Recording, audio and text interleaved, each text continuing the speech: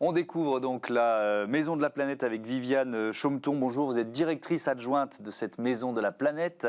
À vos côtés, Stéphane Le Diraison, bonjour.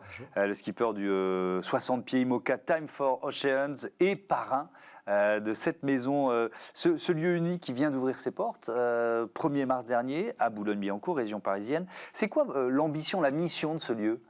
Alors oui, effectivement, et on a ouvert les portes le 1er mars, inauguré le 26.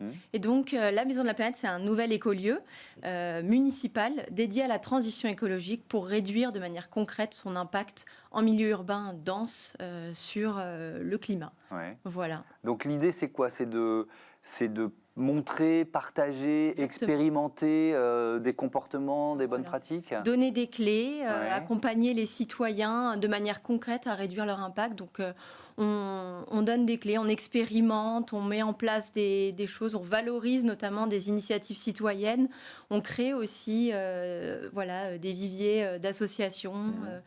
Donc on est vraiment un lieu, un accélérateur de projets en ce sens, pour réussir notre transition écologique. Évidemment. Stéphane Le Diraison, vous êtes l'un des parrains, vous êtes plusieurs à parrainer le projet. Qu'est-ce qui vous a séduit ? Tout l'ensemble du projet. Moi, j'aime bien l'ancrage territorial, local, parce que de toute façon, cette transition vers le développement durable, on en parle beaucoup, mais il faut la faire concrètement, il faut la faire sur le terrain. Donc cet ancrage, il permet de s'adresser directement aux écoles, aux habitants, aux entreprises, d'accueillir les associations. Donc c'est quelque chose d'extrêmement concret. Moi, par exemple, j'ai pu y accueillir une dizaine de groupes pour l'instant, donc d'enfants, où on échange sur des thématiques qui sont des thématiques des dérèglements climatiques que j'observe moi sur les océans.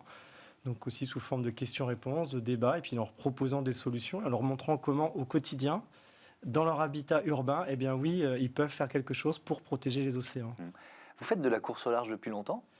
Je pense que je ne savais pas marcher, que j'étais déjà sur un bateau, mais la course, elle est venue un petit peu plus tard, mais oui, ça fait longtemps.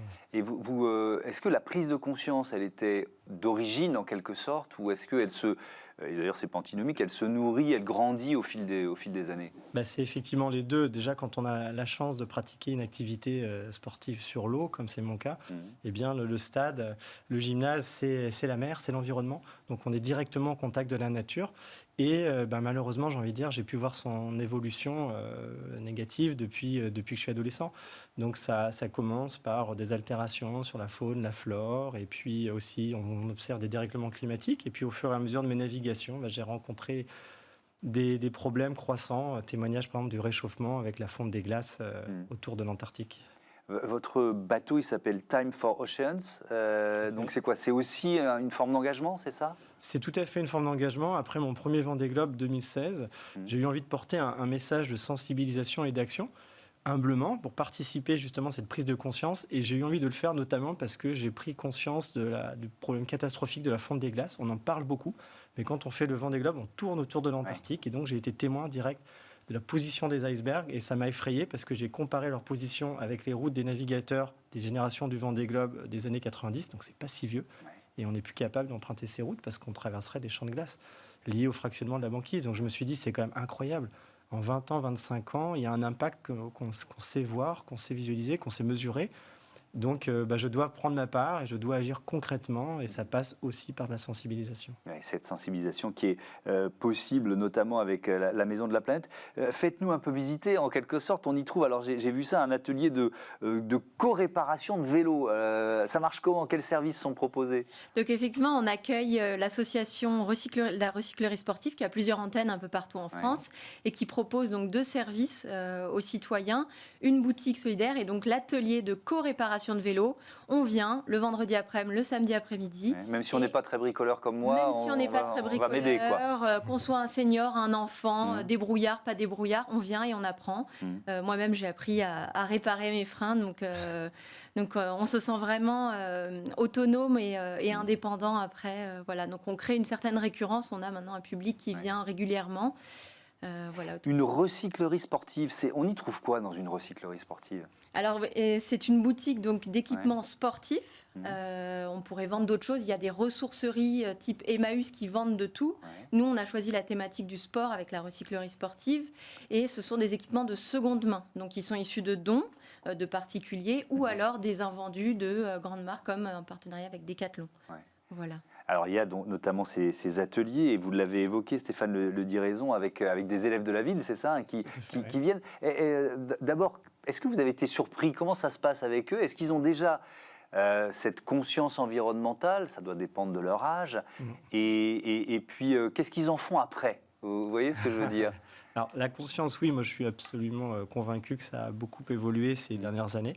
Donc on voit des enfants qui sont pour la plupart, pas tous, mais globalement sensibilisés à ces actions, qui ont déjà le réflexe du tri, d'éteindre la lumière, des choses toutes simples, mais qu'on ne faisait pas forcément il y a quelques années. Et comment dire, avec ces enfants, concrètement, je pense qu'ils prennent conscience qu'ils ont une mission. Oui, c'est ça, c'est ce que j'allais vous dire. Ensuite, ils vont en parler aux parents, ils vont en parler aux autres. Moi, en tout cas, c'est ce que j'essaye de faire dans les groupes, de les sensibiliser à leur rôle individuel, mais aussi collectif, c'est-à-dire d'aller parler à leurs parents, leurs grands-parents, leurs professeurs, et pousser, parce que c'est eux, la jeune génération, qui va continuer qui va récupérer la planète dans l'état où on va leur laisser. Et donc, ils ont un rôle à jouer aussi pour qu'on leur transmette le mieux possible. Ouais. Viviane Chommeton, l'idée, c'est de faire la promotion du low-tech, notamment, j'imagine, auprès des citoyens de la ville, mais aussi auprès des entreprises. Il y a un côté village des solutions dans cette Maison de la Planète. Oui, on tente d'expérimenter des choses. Donc, avec l'association du Low-Tech Lab Boulogne-Billancourt Grand Paris qui a été créée. Le but, c'est de créer des innovations durables qui puissent être mises en place en ville, donc notamment avec Corentin de Châtel-Perron, qui est un des parrains du low-tech, qui est un grand aventurier qui traverse un peu le monde à la recherche de ces low-tech. Et on expérimente des solutions mises en place, par exemple, une marmite norvégienne pour finir de faire cuire ses légumes. C'est quoi une marmite norvégienne? Donc, c'est un cube, tout simplement, avec un matériau isolant issu de la récupération, ça peut être de la laine ou autre. Et vous faites cuire vos légumes un petit peu sur le feu, et après, vous finissez de faire cuire dedans. Ça va garder la température et la chaleur toute la journée. Vous partez au travail, vous revenez, c'est cuit. Voilà, sans utiliser d'électricité ou de gaz. Voilà, donc c'est une des solutions qu'on expérimente. Économie d'énergie et économie aussi financière, ce qui n'est pas neutre, c'est le cas de le dire en ce moment. Est-ce qu'il y a des startups, vous l'avez un tout petit peu évoqué, mais est-ce qu'il y a des startups qui peuvent venir un peu expérimenter, partager leurs idées ou même travailler dans ce lieu? Alors, les low-tech veulent faire des ponts avec les entreprises locales, que ce soit des startups ou autres, qui veulent expérimenter ce genre d'initiative. Et le but, c'est vraiment de développer un club entreprise qui permette, de développer ces actions qu'on puisse mettre en œuvre sur la ville ou à d'autres endroits, et de participer au déploiement d'autres actions concrètes pour la ville. Voilà. Stéphane Le Diraison, vous travaillez, il y a des sponsors sur un bateau, en général. Si on part au large, c'est qu'on a trouvé des gens pour vous aider. Donc, il y a des entreprises qui vous accompagnent. Oui. Elles sont pas forcément Time for Oceans, elles apparaissent pas directement. On peut les citer parce que c'est un engagement. Et puis surtout, qu'est-ce que vous faites avec elles? Avec ces entreprises, en fait, c'est un accompagnement d'une stratégie RSE et donc d'une évolution de la façon de fonctionner au sein de ces entreprises, parce que, évidemment, on sait tous vers quoi il faut aller, diminution des émissions de gaz carbonique, par exemple, et c'est pas facile à faire, surtout dans une économie globalisée, avec beaucoup de concurrence internationale, où tout le monde n'est pas concerné de la même façon. Donc, il y a tout un travail à faire qui nécessite l'adhésion des collaborateurs, mais aussi des clients, des fournisseurs. Donc, c'est pas si simple. Et donc, mon projet, c'est un outil pour ces entreprises, un outil de communication fédérateur, d'adhésion, pour justement créer cette dynamique et permettre d'aller le plus vite possible, parce qu'il y a urgence, évidemment, pour faire évoluer les choses. Alors, il y a déjà des entreprises partenaires, vous êtes en train de les chercher, vous en êtes où? Alors, on est dans une transition, c'est pour ça que je ne vais pas les citer par prudence, mais sur ce premier... Vous êtes entre deux Voilà, exactement. En fait, il y avait ça, c'est la vie de skipper, ça. Exactement, on fonctionne par projet. Donc là, la campagne du Vendée Globe s'est achevée par la Transat Jacques Vabre 2021. Et donc là, c'est le lancement d'un nouveau projet avec la construction d'un bateau éco-conçu, c'est-à-dire qui implique des fibres naturelles, la résine biosourcée, et qui va illustrer justement cette possibilité de diminuer l'impact environnemental. Est-ce que c'est plus facile, parce que c'est aussi un métier compliqué aventurier, skipper au large, de convaincre les partenaires, est-ce que c'est plus facile de les convaincre quand on a maintenant cette dimension-là? Vous voyez ce que je veux dire? Que vous emportez cet engagement environnemental, sociétal avec vous? Alors, c'est un travail qui est plus exigeant en vérité, parce qu'il faut bien cibler des entreprises qui ont une vraie stratégie et que ça peut donc accompagner à une politique interne. Donc c'est en vérité plus exigeant en termes de recherche, de contact, mais c'est aussi plus vrai, plus fort.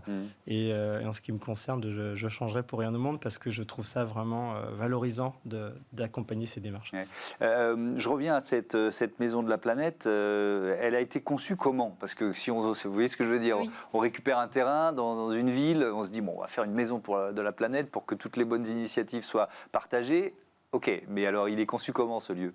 Alors ça a été un lieu qui a été créé à l'initiative de Pierre-Christophe Baguet, donc le maire lors de son dernier mandat. Ouais, C'est une ancienne école en fait, c'est l'école du Forum d'accord. qui malheureusement avait des classes en moins. Il a fallu retrouver une utilisation à ce lieu et donc le maire a eu l'idée de transformer cet équipement municipal en un lieu dédié à la transition écologique. Ouais. Voilà. Et donc ça veut dire quoi? C'est parce que, par exemple, il y a un des enjeux de nos villes, c'est les enjeux de la hausse des températures, de chercher des lieux de fraîcheur. Ça a été pensé comme ça aussi? Ça a été pensé comme ça. On a donc l'ancienne cour d'école qui a été réaménagée pour faire préfiguration un peu au projet des cours Oasis qu'on peut retrouver dans certaines écoles aujourd'hui, qui créent des îlots de fraîcheur. Donc on a rajouté un certain nombre de végétaux. On a conservé les arbres qui étaient déjà plantés. On en a planté une dizaine d'autres. Donc le but, c'est vraiment créer cet îlot de fraîcheur. Et en plus, on a un guichet unique qui permet de valoriser toutes les aides environnementales pour réduire son impact énergétique à la maison. Donc ça, c'est un projet pour les citoyens. En 20 secondes, la prochaine course, vous savez déjà? Ou alors c'est encore un peu en suspens? Non, ce sera la Transat Jacques Vabre 2023. Alors ça Bon. met un petit peu de temps parce que justement, il y a la conception et la construction d'un bateau vertueux. Et je veux me donner le temps de le faire bien pour arriver avec un démonstrateur et montrer que oui, on peut diminuer son impact environnemental. Merci beaucoup, merci à tous les deux d'être venus nous présenter cette maison de la planète à Boulogne. Bon vent, c'est le cas de le dire pour un marin. Allez, on passe à Smart Ideas tout de suite, une start-up à l'honneur comme tous les jours.